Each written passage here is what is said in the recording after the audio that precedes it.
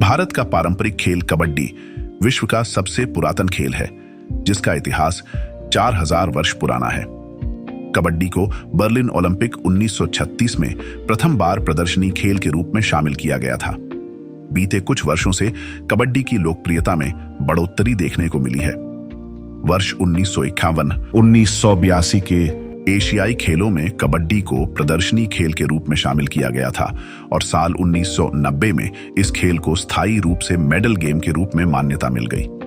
भारत में वर्ष 2014 से शुरू हुए फ्रेंचाइजी आधारित प्रो कबड्डी लीग ने इस खेल की लोकप्रियता को ग्लोबल स्तर तक पहुंचाने में योगदान दिया है। स्वास्थ्य, मनोरंजन, टीम भावना और तीव्र उत्सुकता उत्पत्ति का अद्भुत खेल कबड्डी राष्ट्रीयता का प्रतीक है।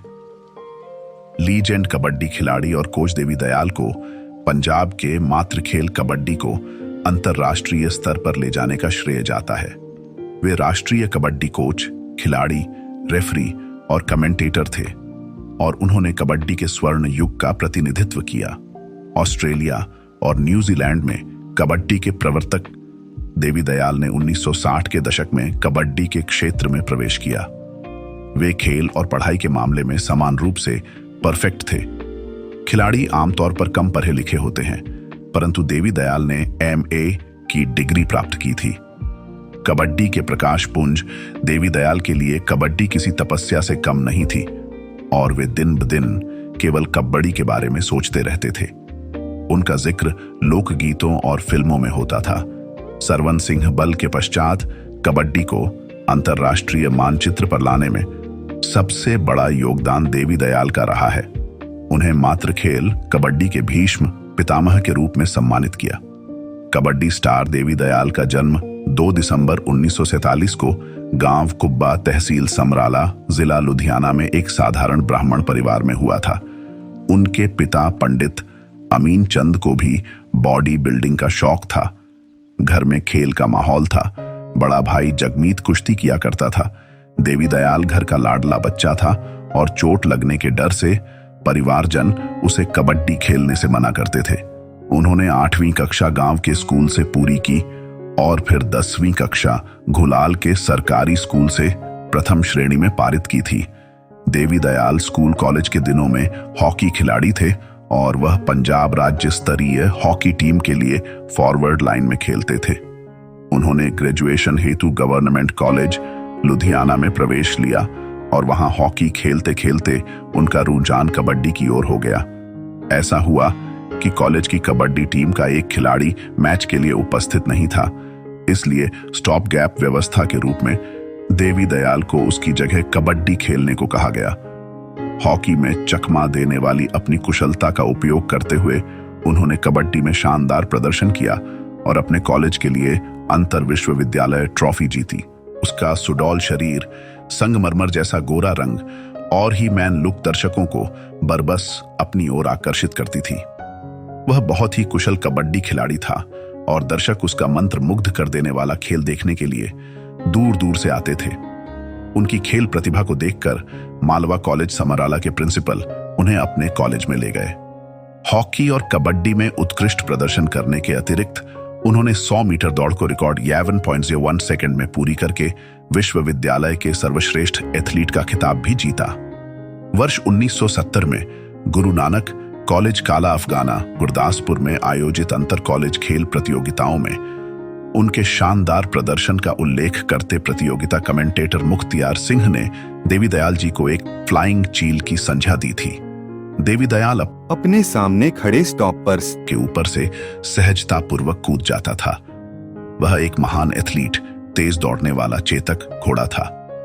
आमतौर पर कबड्डी को जाट समुदाय से जोड़ा जाता है, लेकिन देवी दयाल ने साबित कर दिया था कि इस ब्राह्मण लड़के का कबड्डी में कोई सानी नहीं है। उन्होंने पंजाब में किला रायपुर, ढुडीके, दमदमा, साहिबादी सभी कबड्डी टूर्नामेंटों में भाग लिया और अपनी प्रतिभा के जौहर दिखाए थे। वे इन कबड्डी मेलों का श्रृंगार हुआ करते थे। किला रायपुर के खेल प्रदर्शनों के पश्चात उनकी ख्याति चरम सीमा पर पहुंच गई थी। उस समय कबड्डी के परमाणु बम तोखी का सितारा डूब रहा था, जबकि देवी दयाल की सफलता का सूर्य शीर्ष पर था।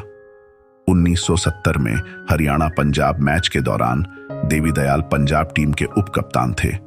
बादल गांव में हुए इस मैच में पंजाब की जीत हुई और सरदार प्रकाश सिंह बादल देवी दयाल के प्रदर्शन से मंत्रमुग्ध हो गए। उन्होंने उसे एक आकर्षक पुलिस पोस्टिंग की पेशकश की। DAV कॉलेज जालंधर से राजनीति शास्त्र में स्नातकोत्तर डिग्री प्राप्त करने के बाद देवी दयाल पंजाब पंचायती राज खेल परिषद में कबड्डी कोच नियुक्त किए गए थे। साल 1973 में जब इंग्लैंड की टीम पंजाब में कबड्डी मैच खेलने आई थी, तब पहला टेस्ट मैच संगरूर के वॉर हीरोज स्टेडियम में खेला गया था। उस दौर में कबड्डी सांसों से खेली जाती थी। जब देवी दयाल ने पहली कबड्डी ली तो इंग्लैंड के स्टॉपर हिम्मत सोही ने उन पर जोरदार प्रहार किया, जो उनकी कनपटी में लगा। वह गहरी चोट लगने के कारण गिर पड़े और मैच नहीं खेल पाए। इंग्लैंड की टीम ने 62-60 अंकों के साथ इस मैच को जीत लिया था। आम लोगों का मानना है कि अगर देवी दयाल पूरा मैच खेलते तो नतीजा कुछ और ही होता। अगले वर्ष देवी दयाल इंग्लैंड दौरे पर जाने वाली पंजाब की पहली अंतर्राष्ट्रीय कबड्डी टीम के उपकप्तान नियुक्त किए गए। मार्च पास्ट के दौरान देवी दयाल ने सभी भारतीय खिलाड़ियों की तरह गुलाबी पगड़ी पहन रखी थी। दर्शक उन्हें पहचान नहीं पाए और बार बार पूछते, इनमें से देवी दयाल कौन है? आखिरकार देवी दयाल ने पगड़ी उतारकर दर्शकों की उत्सुकता को शांत किया। इंग्लैंड में बढ़िया प्रदर्शन हेतु उन्हें 5,000 पाउंड बतौर इनाम मिले थे।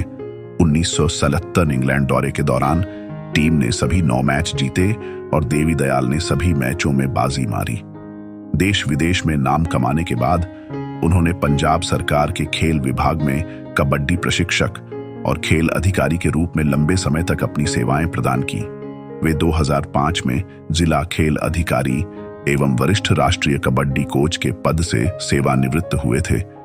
देवी दयाल शर्मा को बठिंडा में कबड्डी की पहली विश्व कप चैंपियनशिप के लिए निदेशक तकनीकी नियुक्त होने का गौरव प्राप्त हुआ। बाद के 2 विश्व कप टूर्नामेंट में वह भारतीय टीम के प्रबंधक थे। सेवानिवृत्ति के पश्चात उन्होंने कबड्डी को प्रफुल्लित करने और नए खिलाड़ियों को कबड्डी का प्रशिक्षण देने हेतु अपने गांव कुब्बे के वरियम स्टेडियम में मालवा कबड्डी अकादमी का संचालन करने लगे। चंडीगढ़ लुधियाना मार्ग पर नीलों ब्रिज से दोराहे की ओर जाते हुए उनका गांव कुब्बे था। यहां उन्हें सुबह शाम नए उभरते हुए कबड्डी खिलाड़ियों को प्रशिक्षित करते हुए देखा जा सकता था। 1998 में उनके इकलौते युवा बेटे टोनी अलंकार की कैंसर के कारण असामयिक मृत्यु से देवी दयाल को गहरा सदमा लगा। अलंकार हैमर थ्रो का होनहार खिलाड़ी और उच्च आशाओं वाला एक उभरता हुआ कोड़ियाल था। देवी दयाल ने बेटे की पवित्र स्मृति में मालवा कबड्डी अकादमी को टोनी अलंकार कबड्डी अकादमी में समर्पित कर दिया। वे जीवन भर अपनी कर्मभूमि वरियाम स्टेडियम और अलंकार अकादमी में इन भावी कबड्डी खिलाड़ियों में अपने दिवंगत बेटे के रूपकों की तलाश करते रहे। उनकी मेहनत से समराला तहसील के घरों में जो कबड्डी के पौधे लगाए गए वो बाद में वट वृक्ष बन गए। नीलों गांव के तीनों भाई मंगी, बुग्गा, भूपिंदर और अंग्रेज जैसे प्रसिद्ध कबड्डी खिलाड़ियों को देवी दयाल ने ही प्रशिक्षित किया था। देवी दयाल ने ग्रामीण खेलों की दुनिया में भी अमूल्य योगदान दिया और उन्होंने नशीली दवाओं के दुरुपयोग, तस्करी और अवैध आप्रवासन के विरुद्ध एक गुमनाम योद्धा के रूप में काम किया। वे अंतर्राष्ट्रीय खेल आयोजनों में भाग लेने की आड़ में अवैध प्रवासन के खिलाफ थे। वह इस मुद्दे पर इतने सख्त थे कि एक बार उन्होंने अपने ही भतीजे और सबसे चहेते खिलाड़ियों में से एक को अमेरिका से भारत लौटने पर मजबूर कर दिया था। परिणाम स्वरूप देवी दयाल को कबड्डी की दुनिया में बहुत सम्मान से देखा जाने लगा।